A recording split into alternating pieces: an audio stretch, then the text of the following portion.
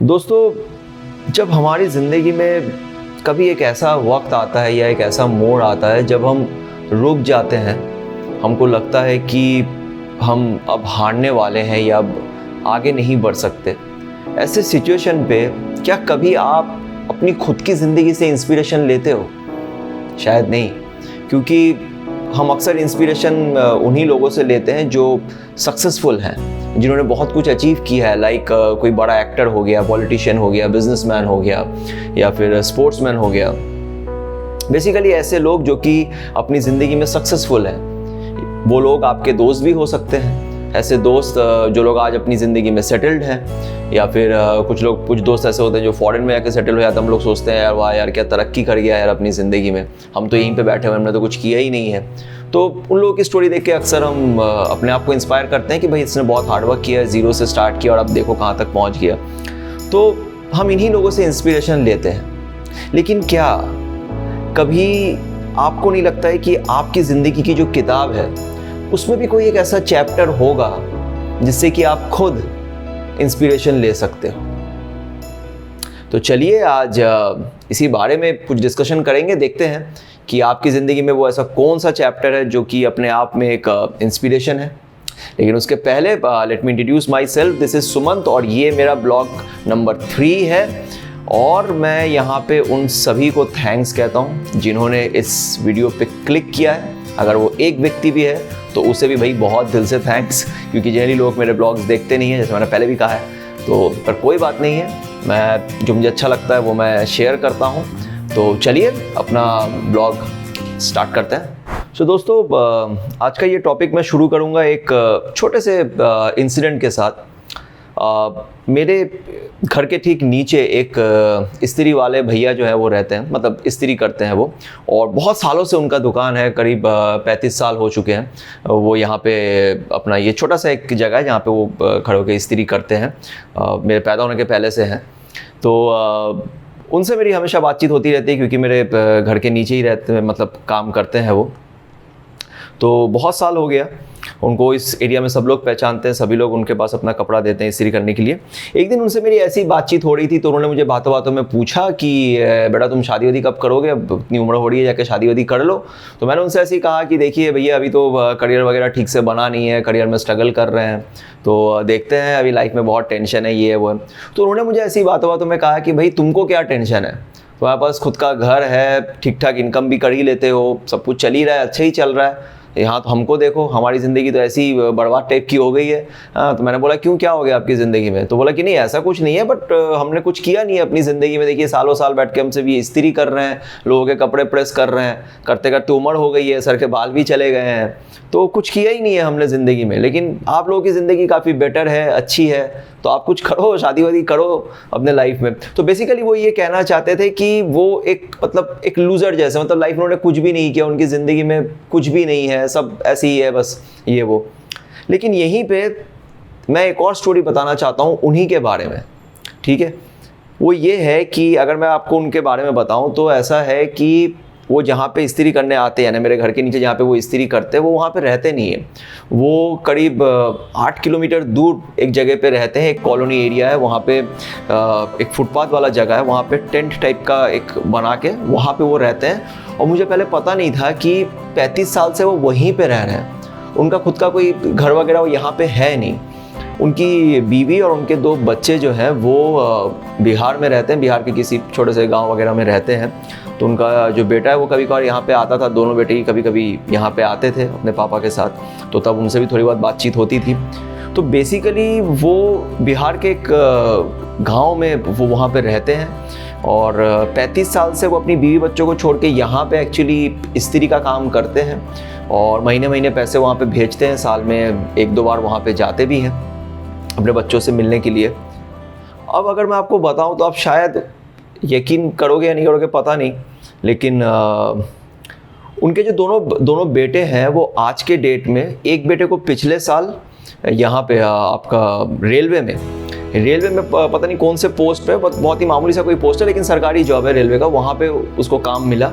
और एक और बेटा जो है, जो बड़ा है, वो बेटे को 2-3 साल पहले जो म्यूनसिपालिटी होती है बिहार में, वहाँ पे जो म्यूनसिपालिटी है वहाँ पे एक सरकारी नौकरी मिली है, लेकिन किस कचरे के डिपार्टमेंट में शायद मिला है, मुझे जितना मुझे पता है छोटा सा ही है, लेकिन दोनों बेटे ही सरकारी नौकरी करते हैं। और पहले उनका घर भी नहीं था वहाँ पे एक झोपड़पट्टी टाइप का उनका था। तो धीरे धीरे उन्होंने घर भी तैयार कर लिया, क्योंकि उनसे मेरी बातचीत होती रहती है तो बताते रहते हैं। तो उन्होंने घर भी एक अपना बना लिया है, एक छोटा सा ही घर है, लेकिन उसके ऊपर छत नहीं है।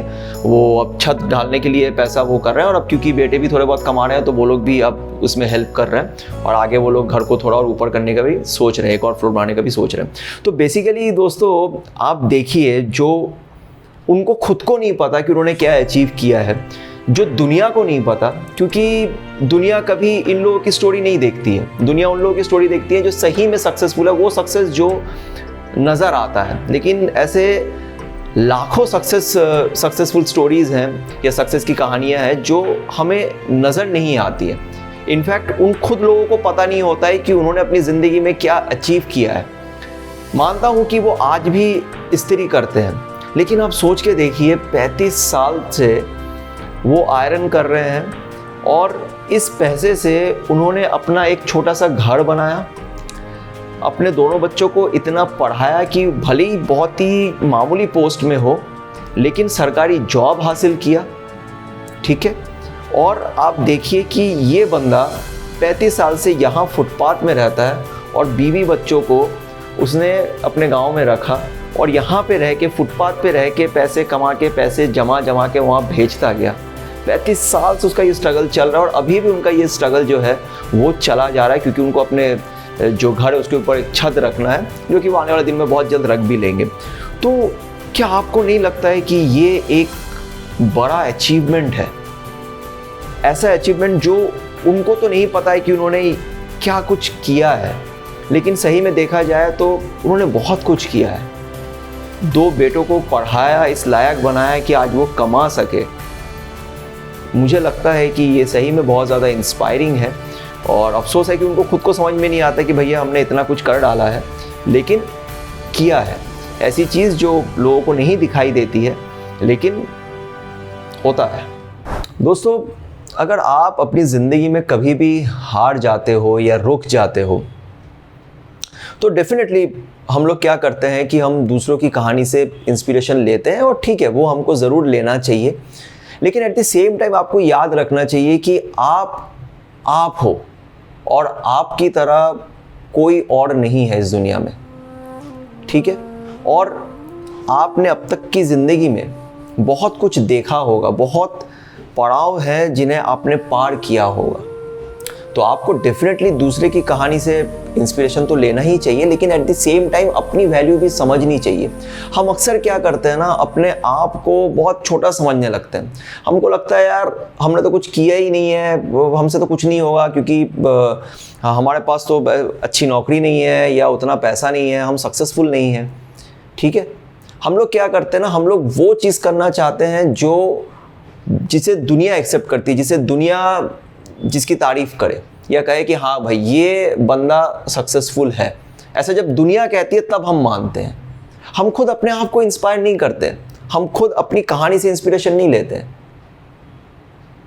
आई एम श्योर कि हम में से कई लोग ऐसे होंगे जिनकी कुछ ना कुछ छोटी छोटी कहानी रही होगी। लाइक बहुत लोग ऐसे होते हैं, मैं सुनता हूँ कि पहले कभी स्पोर्ट्स में हिस्सा नहीं लिया, एक बार लिया तो सेकंड आया लाइफ में, तो बड़ी खुशी हुई थी कि यार उस दिन स्पोर्ट्स में हमने पार्टिसिपेट किया था और हम सेकंड आए थे।